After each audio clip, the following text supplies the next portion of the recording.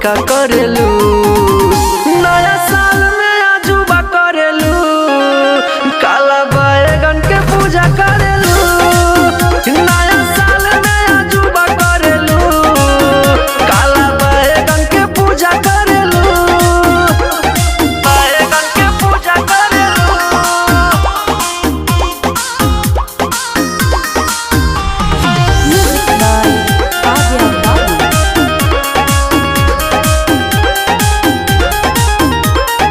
कुटेलू अन्हरिया में धान हो, खोलिए के पूरा गोदाम हो।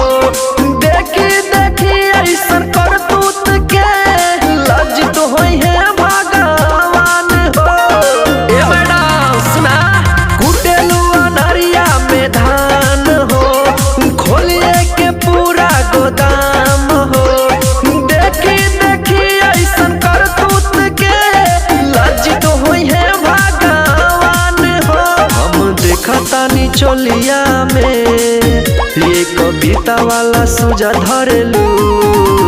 नया साल में अजूबा करेलू, काला बैगन के पूजा करेलू। नया साल में अजूबा करेलू, काला बैगन के पूजा करेलू। काला बैगन के पूजा करेलू। बैगन बैगन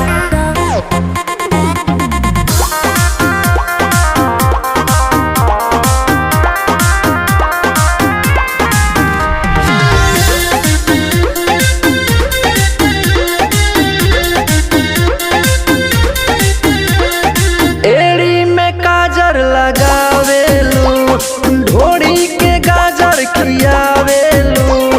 चोली के डोरी खोली के गोदरेज के लाकर लगावेलू।